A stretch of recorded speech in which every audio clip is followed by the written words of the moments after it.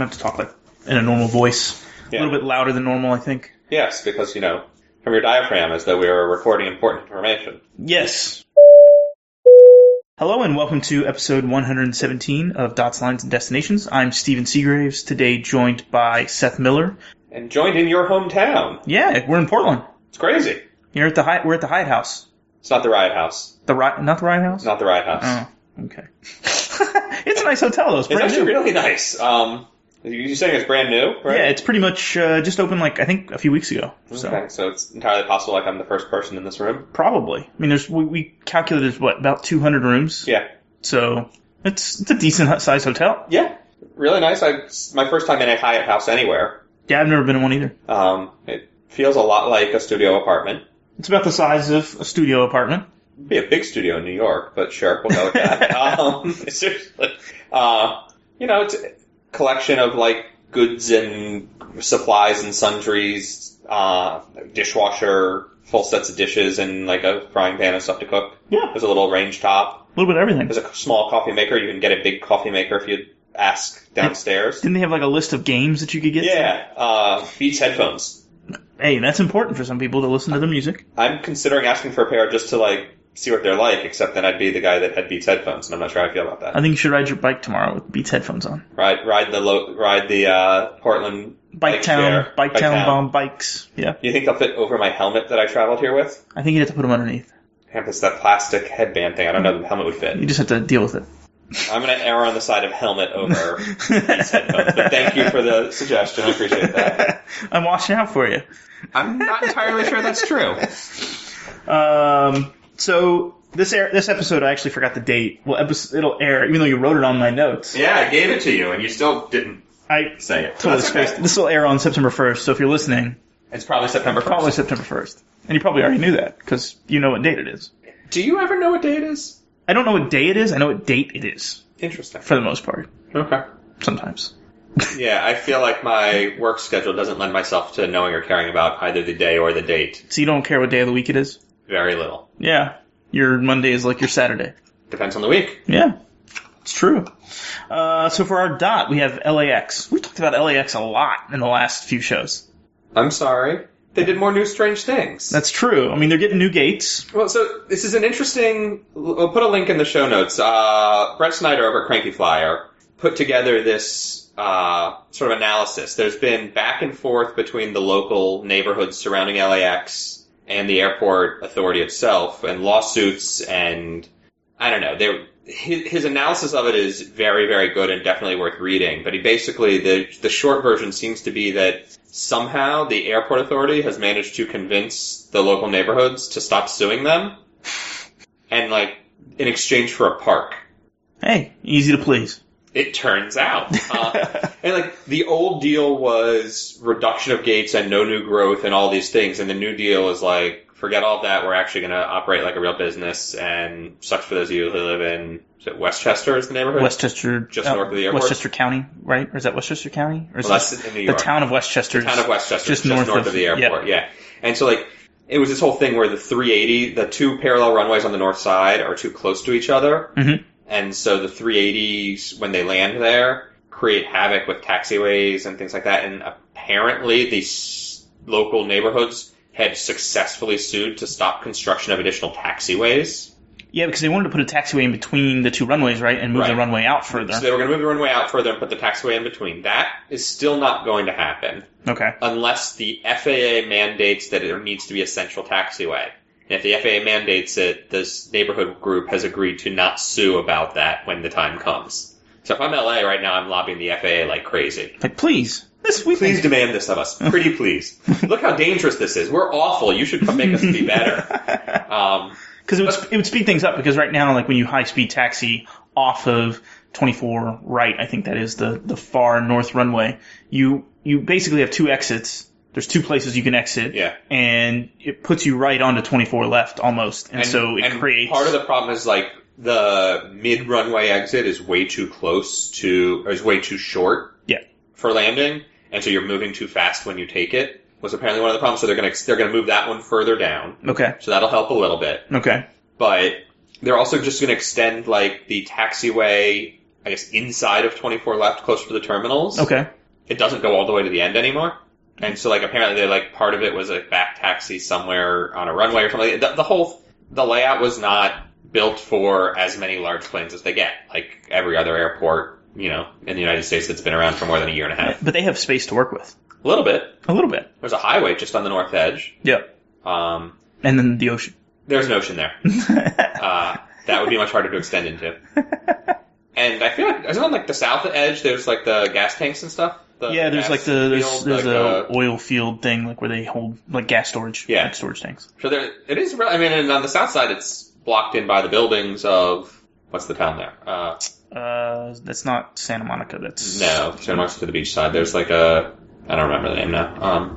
But yeah, it's close. There's a town right there, yeah. just with a bunch of reasonable sized office buildings and some neighborhoods and stuff like that. So it is relatively boxed in. I think they can move a little north towards Westchester. It's the only side that they can really grow on, and they might be forced to do so by the FAA. And apparently, the neighborhoods have agreed to let that go. There's also talk of moving some of the gates around and letting them grow back into some of the stuff that they'd cut. Because they gave up 10 gates, right? As part of something like that. The American Eagle bus gates are going to come back to the terminal, maybe. It's going to be all sorts of good news. Southwest might get an extra little finger. T0. Right? Yeah, T0. Is what Brett called it. Yeah, like possibility of sort of building back out a new terminal. I mean, Lord knows Southwest wants that, right? They have a ton of flights out of LA. And their facilities are terrible. Yeah. And I think they were talking about maybe putting the low-cost carriers on the far south side next to United in T9. Yeah. Right. But it would be connected to the rest of the terminals just like the others. So it wouldn't be the remote terminal, but it would be similar to it. It would still be, walkable, but they were saying like, what his analysis was like Hawaiian, JetBlue, maybe Virgin America would move over there, that kind of thing. Yep. While Delta's going to do T2, T3. Yep. Leaving 5 and half of 6. American moves from its piece of 6 up to 5, where Delta was. Alaska can have a little more room on 6. United's little 7, 8 play. Since we don't really know what Alaska's going to do at T6, like, are they going to grow LA with the merger, or that's I think they want to. I guess the Virgin stuff would no longer move to T9 because they're going to be just part of Alaska at that point. So they'll just go to 6. But it's I don't know. To me, the newsy part of this is just that, like, apparently the neighborhoods gave up. They seem to be in a very strong position, and they have given up. So I don't know. On the flip side, Santa Monica has announced they're going to close their airport. Well, I don't agree with that, but I don't agree with that decision. I was going to say, you don't get a vote, Stephen. It's just the news. No, I just think I've driven by Santa Monica Airport a few times. I've stopped and watched planes come and go, little, private planes come and go.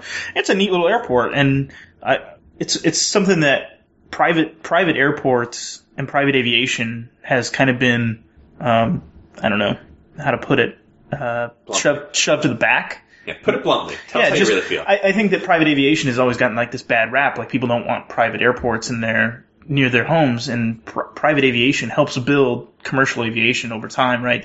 It fosters interest in aviation, and with a shortage of pilots, it's kind of important to foster an interest in aviation at this point. Yeah, I see your point there. Making like kids happy to see the little planes coming and going while they watch. And flight schools. Flight schools.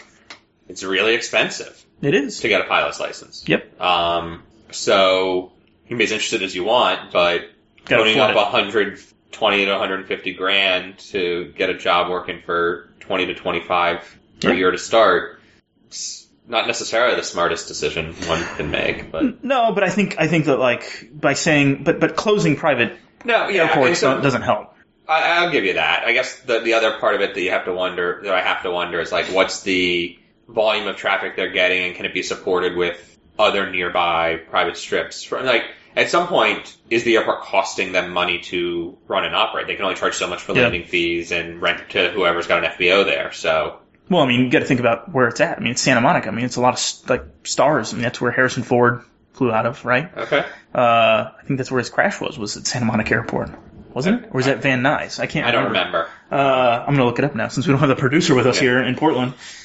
He didn't make the trip out with you. Did not make the trip. I don't know. I get it, and believe me, I like more opportunities for places to fly and things like that, but at some level I feel like even private aviation benefits from consolidating a little bit and having some infrastructure. Yeah. And Santa Monica Airport, very close to LAX. There's going to be airspace conflicts. Maybe I'm biased by my New York City airspace conflict problems and like how when someone sneezes, the whole neighborhood goes to shit. But it's that level of could they do a good enough job by and it's not Long Beach, because although they do get some private down there, and that's maybe that's too far south. But maybe it's you shift everything to Van Nuys, but that's on the other side of town. I don't know the LA. It was At Santa Monica. At Santa Monica. That's where he crashed. Okay. I mean, it's a small airfield. I'm not even sure they may not even have an FBO. I'd have to look it up. They may just have someone who operates like a fuel pump, and that's all they do.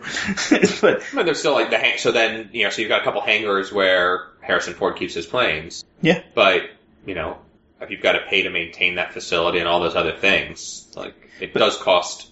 But I think the main argument though against Santa Monica Airport is that people are like, oh, it's too close to our houses. Oh yeah. And we don't like the noise.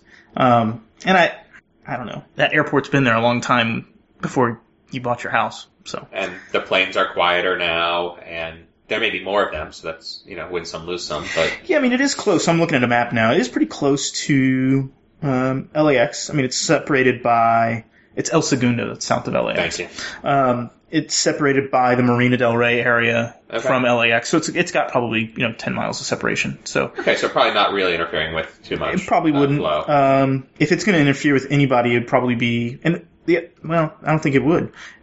The thing is, there's not a lot of municipal airports in Los Angeles to begin with. I mean, you can go up to Simi Valley in that area, and there's probably one up there. There might be something up north. Yeah. But you're talking, it's the only municipal airport. On the south side? On the south side. Okay. So. Well, then I'm back on your side. What a bunch of morons. Well, I think it's an interesting, I think everyone has their opinion. I'm sure if we had someone from Santa Monica on the show, they would probably give us good reasons on why they don't want it. And like anything, it's political. Want to be on the show? Do you live in Santa Monica? Do you live in Santa Monica and hate the airport? Give us a call. Now. We need a dial-in number. That's what we need. Well, it would be a little awkward because people would just call us when they're listening. You want them randomly calling you in the middle of the night? No, I don't. Line is, we made the line Auckland to everywhere. And you said I could change it. You said I could change it, but I actually kind of like it because it's the premium economy changes on Air New Zealand. Yep. They've announced, hey, we're getting rid of this seat, the space seat.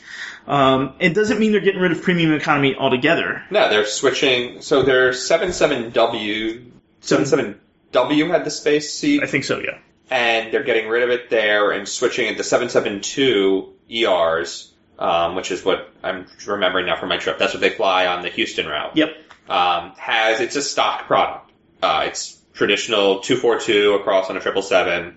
Very, very standard. There's, I want to say nothing special about it except that premium economy beats the shit out of economy. Yep. Which is 343 for them. It's 10 abreast. No matter which plane you're on. On all of their 777s. Yep. So, last December when I went down for the Houston inaugural, I flew out on the 77W via LA and back on the 772 via Houston, and actually got to try both of them 3 or 4 days apart. Okay.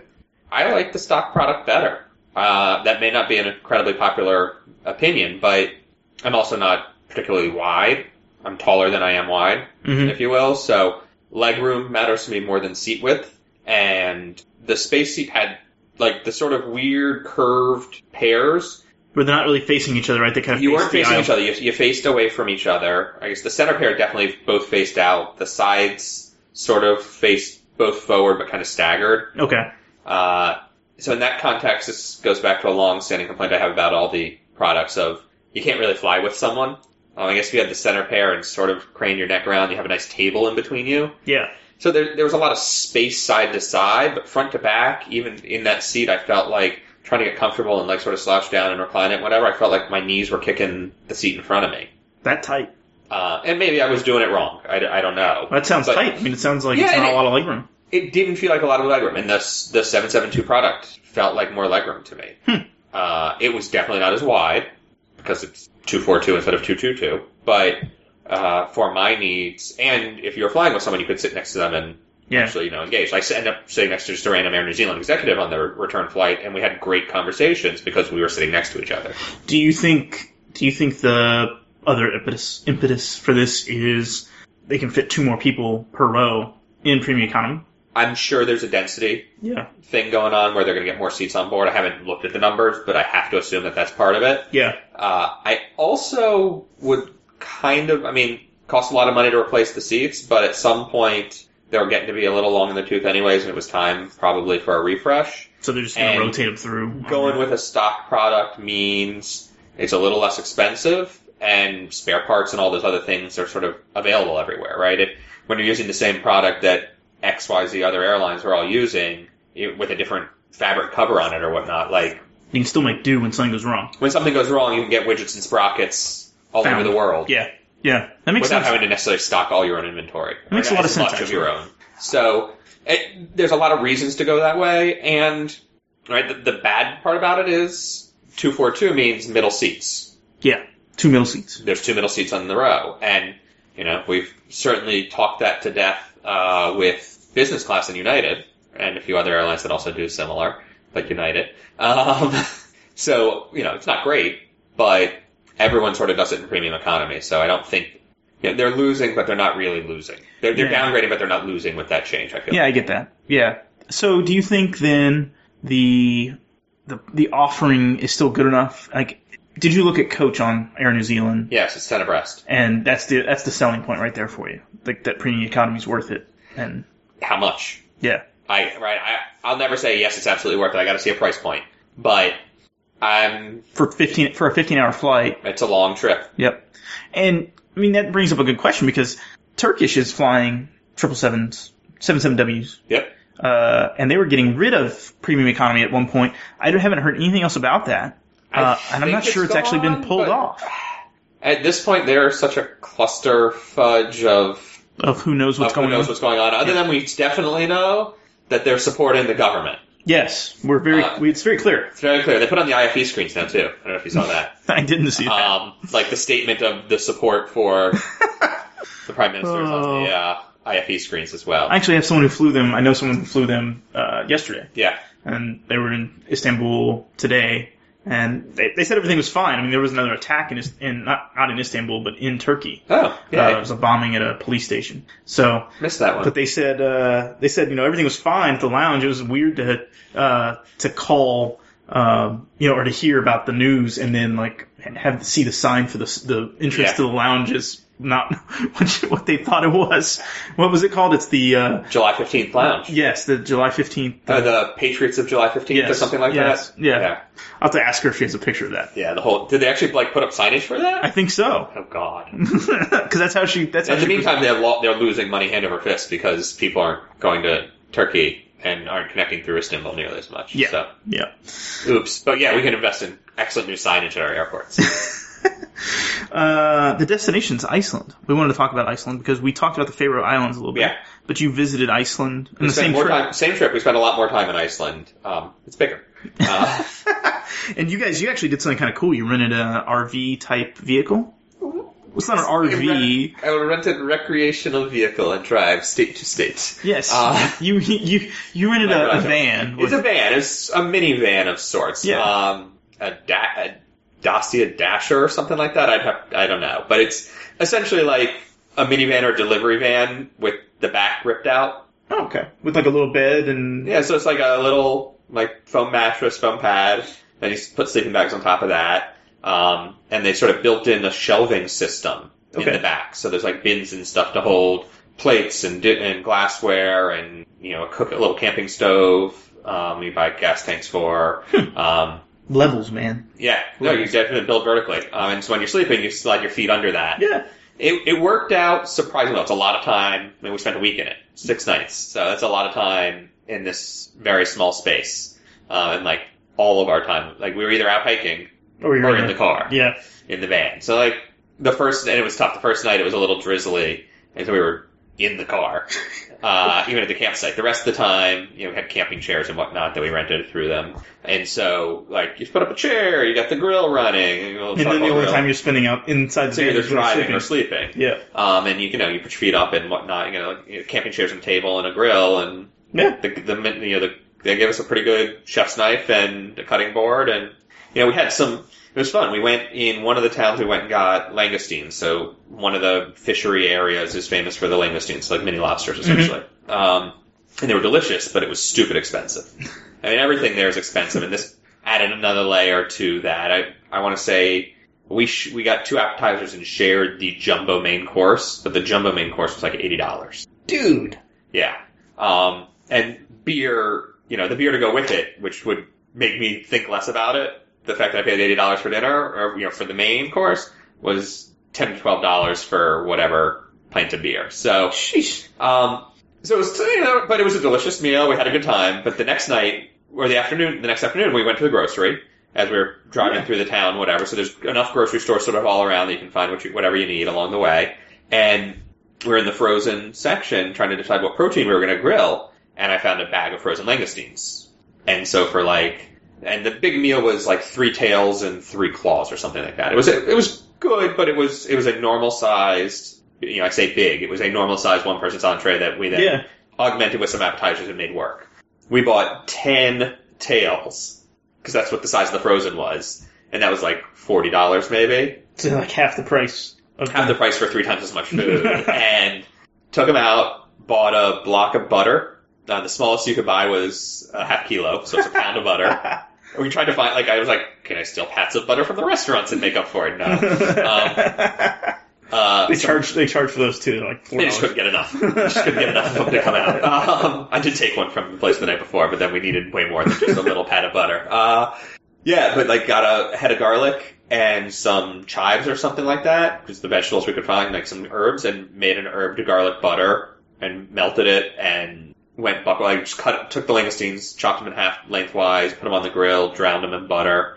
It was the most decadent meal of the trip, and we just just sitting there with our fingers gluttonous as could be. It was amazing. Did you have a fridge? Could you keep things cooler? Did you have a cooler? We had a cooler. So you had to keep a cooler with ice and stuff to keep everything. And the woman, when we picked it up, was like, "Oh, do you want some of these freezer packs? Like the blue, whatever?" And I'm like, "I don't think that's going to work, because after the first night, they're just going to be melted packs." And she's like, no, they'll be good. And so we had to schlep those around. Not that it matters, but they took up space in the cooler. Yeah. I guess we could have put them elsewhere in the van. There's plenty of space in the van, as long as we weren't sleeping. That's the other thing. You move your suitcases to the front seat when you're asleep. Oh, okay. Makes sense. Yeah. Now, what about showers and showering? So, it's interesting. There's a very good infrastructure of campsites around the country. Okay. We drove the full ring road, Route 1, that sort of, does the full circle. On the east side, it sort of cuts through the middle a little bit. There is another road that stays way up on the coast. We didn't have enough time to do that. Mm-hmm.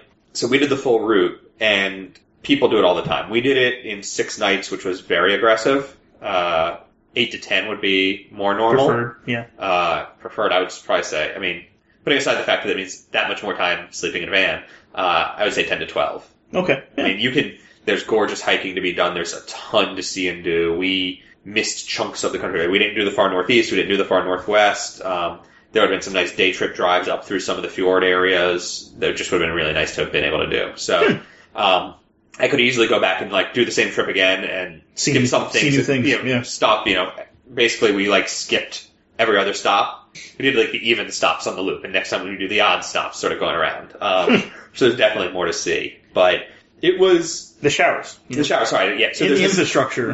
So the camping infrastructure is really, really good. Yeah. And depending on the campground, $10 to $15 per car or per person. So depending on what it is and where and how, you get access to their facilities. And so campgrounds are essentially a grass field somewhere relatively close to other sites on the main highway. Yeah. And there's usually hookups for electricity and things like that if you've got a big RV. There's waste dump sites and all that stuff. You pay more for those sorts of things. If you're just in a car, like we were, you pull in and you've got access to their kitchen.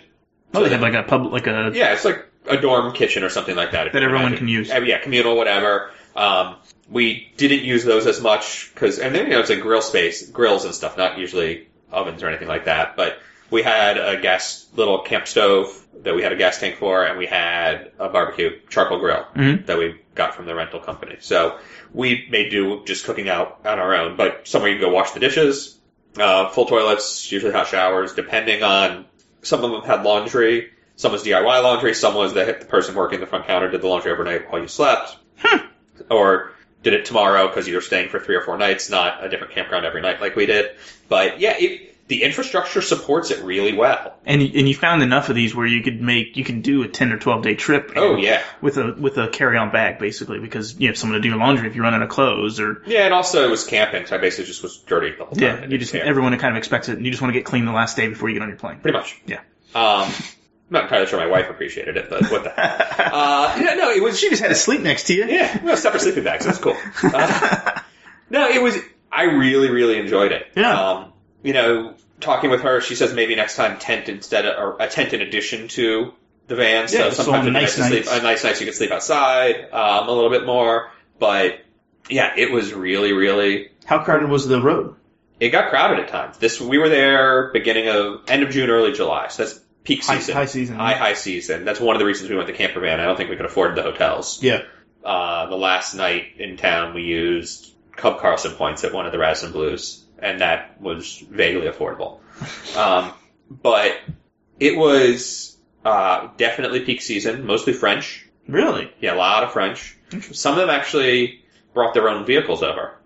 They shipped them? Yeah, come across on a ferry or something. That's crazy. No, we saw French license plates. That's kind of awesome, though. Actually, I know you remember this. The accident we saw where I thought someone died, which it turns out, at least at the time, they didn't. But they got medevaced back to Reykjavik to go to the hospital. Was a French Land Cruiser or something like that. Interesting. Old school, big, high center of gravity camper. Yeah. Huge sort of Land Rover type vehicle, but with a rack on the roof and everything. And when we came around the corner and saw it, the rack was in 3 pieces in the middle of the road. The car was upside down, badly damaged on the side of the road.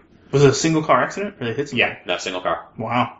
The roads, especially on the east side of the island, are just wide enough and not a lot of shoulder. So, and I saw some skid marks as well. And when we went back through the second, when we saw it, couldn't get any cell phone reception. So I drove back around the corner to a house that I had seen a mile up the road. Yeah. And asked the woman, because I saw kids playing outside, so I knew there was someone home.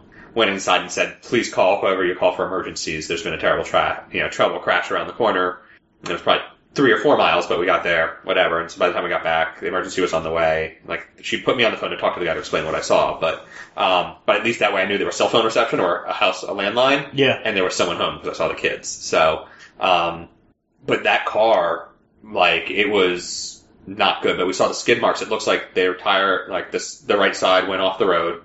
They went to recover, overcorrected, went back and forth, and then eventually rolled it. Wow. So, and it didn't look like they tumbled, but they definitely rolled the car. I mean, it was upside down when we got there, so it definitely rolled, but the skid marks didn't look good. That's crazy. Yeah, that was nutso. Drive the speed limit.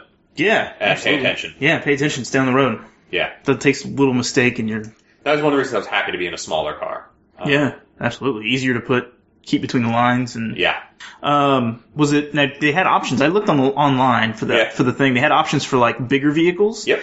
And they had automatics, which is kind of rare for Europe. I mean, to get something that is kind of you pay double for that. Yeah, exactly. So if you drive a standard, I felt pretty good about it. I was telling you in the car earlier when it has one of those auto restart engines because it was a relatively new model. So the once or twice I stalled, just popped the clutch and brake in again. The car's running. It was great. And they drive on the right side of the road like the U.S. The correct side. A week later, I was driving a manual in England on the left side of the road and also didn't crash that one, so I'm pretty proud of myself. That's impressive. For a guy who doesn't drive and only learned to drive manual when I was around 20, to be able to do it alternating sides within a week of each other and not destroy anything. It's a little impressive, especially since you live in New York and you don't drive on a daily basis. No, I probably drive fewer than 20 days a year. That is impressive. So the whole country, though, I mean, you could spend... full insurance. Definitely get full insurance. Get the full insurance, just in case. Because you might run into me on the road.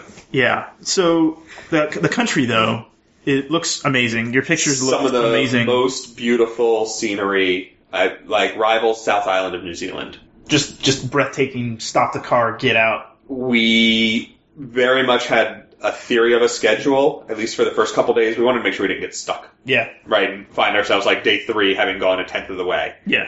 So we sort of put ourselves on a no, we can't stop every time, and then you pull around a corner and be like, okay, that's a waterfall we have to go see.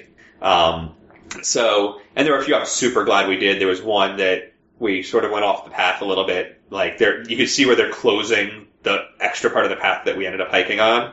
We did it anyways, and you got up sort of behind the falls and got this amazing rainbow over the waterfall kind of scene, some things like that. There was one where we kept hiking up and up and up, like, I wonder what's around this curve, I wonder what's around this, and like finally we were like, there's definitely a path here somewhere, but it's starting to peter out, maybe we should turn around and go back, and it's been an hour, kind of thing. So, definitely some interesting things like that. The weather doesn't always cooperate. On the north, just random rains, or on the north. The one day we were going to see the largest waterfall. So when you do it, there's called the Golden Circle Tour. So if you just go to Reykjavik, you'll go to Thingvellir, which is where the thing was. That was the original Icelandic government, the Viking government site. Yep. Which is now basically a big grassy field, but it's got a little waterfall and you can walk around and it's kind of cool. It's also where the tectonic plates are splitting. Oh. So you actually see the fracture between Europe where and the America. North American and European plates meet. And they're splitting. So it's like these two massive rocks, and the gap between them keeps getting bigger. Isn't there a pool too? You can go in and actually swim in the trench. I can't remember if it's in Iceland or if it's somewhere else. I think it might be. I'll have to look it up later. There may be something like that in Iceland. We didn't go swimming; it was a little chilly that evening. Although the thermal pools, that's the other thing. Is like you wake up in the morning, or after a day of hiking, you go soak in a thermal pool for a couple hours. Yeah, very revitalizing. Very, very nice. Super hot, but. So good way to spend the evening, basically. It is. So, but don't do the Blue Lagoon unless it's the only choice you have on a layover. That's what I've heard. The Blue Lagoon is huge and massive and kind of disgusting. Not like dirty or anything. It's just like it's crowded and kitschy and wants to be a resort and wants to be a spa and all these things. And to me, the other places we went and did like the random hot springs were way more fun. And we did a couple paid ones. There's some just generic, like swimming holes that also exist that are fed by hot springs. Yeah. There's a free one on the south shore that's supposed to be really, really cool. I don't know why we didn't choose that one, but we did. So. But I mean, there's so many that you could go. You could go back and go to a new one. Basically. Yeah, absolutely. So that experience was spectacular. Just soaking in that. I don't know if the minerals and whatnot are actually healthy and made me feel better, but it's refreshing. It was a nice, great. Relaxing thing. Yeah, so, I mean, it makes sense. Also, that covers your shower for the day. If the audience can't see, I'm scratching my chin. You're impressed by that combination of efficiency, right? I am. The one thing that I'm really interested in is the hiking. So it sounds like really driving the ring road and getting a camper is probably the way to go because you could just pull over. I mean, you definitely need a car, and there are places to stay out and about if you wanted to do that. Iceland Air at one point owned all the hotels. I don't know if they still do, but there's a chain that circles the island, and it's roughly the same spacing as where we camped. But in some cases, the campground is the grass field next to the hotel, pay at reception kind of thing. So it's and those you actually get full hotel services. So like if the hotel has a pool or whatever, you can or the Wi-Fi in the hotel, you can use that. That's kind of awesome. Sit in the lobby kind of thing. I mean, it really, I think it opens up a new way of traveling for people in Iceland because I think everybody assumed, I got to stay in these expensive hotels or hostels or someone's, got to Airbnb it if that exists there. It does. There's not a ton of. But it's expensive properties. too, right? Yeah. I mean, we didn't look at much. I don't know what the prices were in town. In Reykjavik, there's actually a lot of options. Once you get out of Reykjavik, options fall apart very quickly. It's a tiny country. 330,000 people, 250,000 of which live in Reykjavik. Yeah. And so the other 80,000 are spread around the rest of the country. And it's desolate and there's not a lot going on. But, you go kayaking among the icebergs and then a couple hours later, you're hiking down to the black sand beach to the Navy DC-3. Yeah. Which was very cool. Did you drive the camper down to it? You can't drive down to it anymore. It's like 4 kilometers each way. Ooh. It's like in a field, and some people say it was a farm. I don't know that you could grow anything in that, but sure. But it's like apparently, black rock, right? Yeah, it's black rock, and it was a well-marked pathway. It was obvious where you're supposed to drive, and apparently people were just driving off-road anyways, and so the farmer's like, screw this, and locked the gate. No, well, so you can still walk. Yeah. I don't know, it was like, people are assholes. People are idiots. But you could walk out there still and climb around on the plane. There was someone skateboarding on top of it while I was there, which was strange. I have no words. Yeah. It sounds awesome. Yeah. We can talk about this as long as you want. I mean, we do it another episode later. I mean, there's so much to talk about from there. And I'm sure our listeners probably have questions too, Yeah. so it might be good, if people have questions about camping and stuff, I think they should Yeah. post them on Twitter or somewhere just so they can ask. Yeah, it's such an incredible place. Biggest challenge, tourism has taken off so much, it's getting crowded. Just like everywhere you go, there's someone around you. In 2015, they had 150,000 visitors in July Half the population. for a country of 330,000. Yeah. It's a massive influx. That's a lot of people. I didn't actually believe the numbers. My wife told me some of the numbers, like, yeah, they did blah, blah, blah per year. I'm like, there's no way these are right. And looked it up, and of course she was right, because... She did the research. Yes, and it's smart enough not to say things like that unless she knows what she's talking about, but I was shocked at how many visitors it was. It's the Portland of the North Atlantic. Sure. I'll give you that. I'm being sarcastic. Okay. I think we only have time for one more story because we're gonna go to dinner, right? Yeah. Do you want to eat here? I would like to go get some dinner. Yeah. You look hungry. I do. Would you rather talk about United or Delta?